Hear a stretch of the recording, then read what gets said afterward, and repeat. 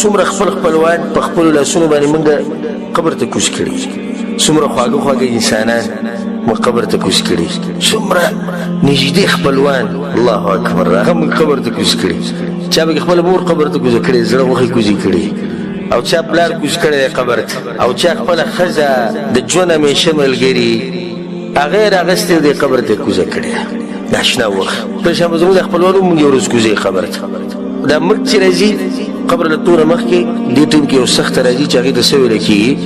زنکدن سکرات الموت روایت کې راځي رسول صلی الله علیه وسلم وی د مرګ د زنکدن دومره سخت دی لکه یو سړی چې 300 ګزاره په توره باندې وایي الله سبحانه وتعالی په قرآن کې وایي فلولا اذا بلغت الحلقوم او کله چې وی دا ساره ورسي مرۍ ته وانتم حينئذ تنظرون او په ټیم کې تاسو ټول ګورئ ونحن اقرب اليه منكم ولكن لا تبصرون او موږ ته خنیج دی والله خو تاسو نه هغه ملائک کم چې ما درلېږلي د دې کس نه د ساه اخیستو دپاره په بل ځای کې الله سبحانه وتعالی وایي وجاءت سکرة الموت بالحق ذلك ما كنت منه تحید دا هغه ورځې ته یې تښتې دي او کله چې دا سخته په انسان باندې راشي ناشنا کیفیت یې د هغه ناشنا حال او په دې زنکدن کې هم د خلکو اقسام دي بعض هغه دي چې اخره خاتمه په ایمان سره شي او بعض هغه دي چې والعیاذ بالله اخره خاتمه په فسق او په فجور باندې شي داسې کسان چې د مرګ په اخري د ژوند په اخري سلګو کې هغه دا وایي ما له سګرټ راوړی د مرګ په اخرنۍ سلګو کې هغه ډم او سندره یادوي د مرګ په اخرنۍ سلګو کې د ژوند په اخرنۍ سلګو کې هغه وایي پټې او جیداد او فلانې او علانې او بعض هغه دي چې هغه رب العالمین یادوي ما ته یو ملګري دا خبره کوله پاکستان کې هغه چې کله زما والده وفات کېده او زه ورسره سر ته ناست نو دوه خبرې ما ناشنا ولیدې یوه هغې ته ما وی چې په الله باندې ښه ګمان ساته او یو مهربانه رب طرف ته روانه انشاءالله هغه به په تا باندې رحم کوي او هغه به تا نه ضایع کوي ښه ګمان ساته په دې وخت کې چې ته کوم ګمان ساتې الله به سره هغه شان کوي وی ما ته وی چې زویه دغه دي ولاړ دي یو دا ټکې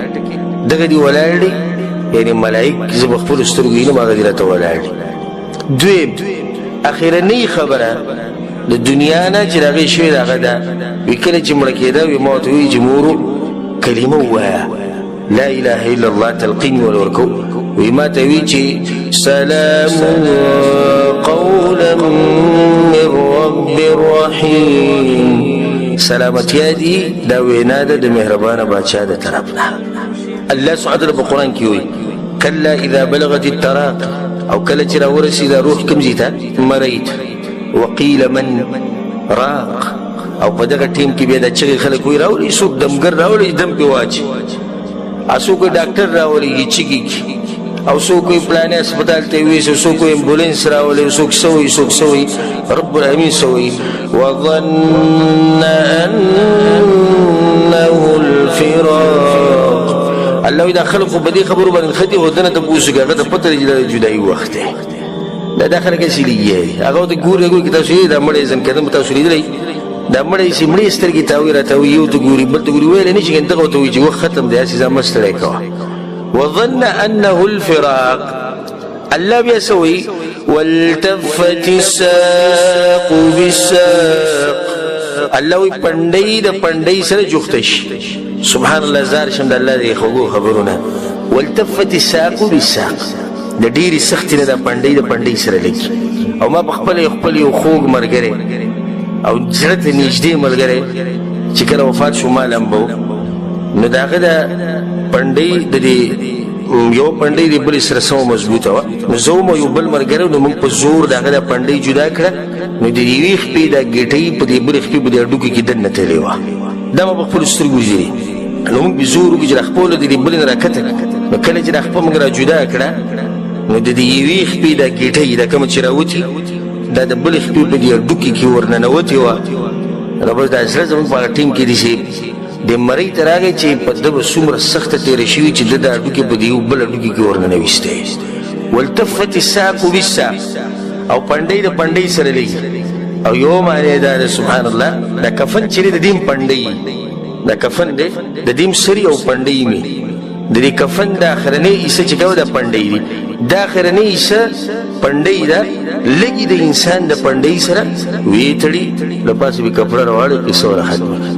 والتفت الساق بالساق پنډۍ د پنډۍ سره ولګېده یا الله ولې إلى ربك يومئذ المساق الله خپل رب ته په سفر باندې وته ځکه پنډۍ د پنډۍ سره ولګېده دا سفر دا غوته باندې مرسي الله اکبر زمانه پنډۍ ودی او بسر جفتی او سره هم جفتی سو دومره دا پته نشي چې کله بکی او دا پته نشي چې بکم حال بکی او دا پته نشي چې باغ ټیم کې موږ په سبا باندې مصروف او سبا کو سبا نه کو دوش پی ځان سره یاد ساته په ذهن کې یو شپه چې ته د بچو سره تیرې ملګرو سره تیرې او سم خوشاله او پیسې کته پیسې بره دنیا می دومره وګټله دومره را پاتې شو کلی ته به په پلانې ورځ ځم په پلانې تاریخ ځم پلانې ځای کې مې ځمکه واخېسته هغه باندې به کور جوړم واده مې سبا دی او پروګرام بل سبا دی دا یوه شپه ده دویمه شپه د مړو په منځ کې غلی به پروت دی ظاهري به غلی الله عالم چې په قبر کې به دننه سي دا به په هغه ټیم بیا پته لګي سبحان الله دې خبرې ته ما سوچ کړی تاسو به هم سوچ کړئ انشاءالله دا دنیا دومره زر ختمیږي دومره زر یو اعلان موږ بله کوږه هجومات کې اعلان کوي کنه الله وبخښه پلانې مړ د یو اعلان نه د مرګ د قبره پورې چې کوم سفر دی د ګنټې نه هم کم وي هلکه خاوره پرې راواچوه لرګي راوړه پلانې راوړه سلیپر راوړه هلکه داسې دغه شان وینځه اوچتې که دې خوا یې که اخوا یې که قصه ختمه صبر ورته وکړې دا ملک و صبر ته ضرورت نشي کوزوی قبر ته صبر ورته وکړې دا عالم و نیک سړی و بیانونه به یې کول دیني بیانو پرېږده کوزوی قبر ته صبر ورته وکړه مجاهد دی قبر ته یې کوزوه صبر ورته وکړه مالدار دی قبر ته یې کوز که صبر وکړه واړه واړه بچي به یې جاړي قبر ته یې کوز که صبر وکړه ښځه به یې جاړي قبر ته یې کوز که صبر وکړه بوډۍ مور ورته دروازې کې ولاړه ده چې جنازې راوته د سترګو نه اوښکې روانې دي زما زوی چېرته وړي صبر وکړه دې ته کېده قبر ته یې کوزوه رسول سلم وایي چې کله مړی وشي اسرعو بالجنازه دا جنازه زر زر وړئ سبحان الله چې قبر له ویسي یعنی دې خاورو اچولو کې نه بیلچې ته ضرورت شتي نه کشۍ ته ضرورت شتي په دې موټو کې په دې چونګونو سره دا قبر دله په یو څو منټه کې ډکوي ناشنا خبره چې ما ته اوس ته کومه کوله هغه دا ده دا دنیا دومره زر ختمیږي دومره زر ختمیږي چې ته څنګه مړ شوې که نه دا نوم د ته هم څوک نه اخلي دې ته هم چې ته سوچ کړی مړ شو مړی کوم ځای کې دی جي مړی مه وایه پلانې صیب وایه صیب مې بلر کوه مړی کوم ځای کې دی هغه مړی به څه ټایم راوباسي داسې مه وایه محترم سړی و مشر سړی و سپین ږیری و هاخوا شه مړی راوباسه وي دا مړی قبر ته کوز کړې که دا مړی د دغه ځای نه روان مړی د دې ځای نه که مړی دې نوم خو ته وایه که نه یار څه دې تلي نوم تملا تلا به دې سوچ کې چې ښځه به یو بچي به او جیداد به دا هر څه ختمي دا نوم د ته هم څوک نه پرېږده ستا دا نوم نه دی دا هم تا ته څوک نه پرېږدي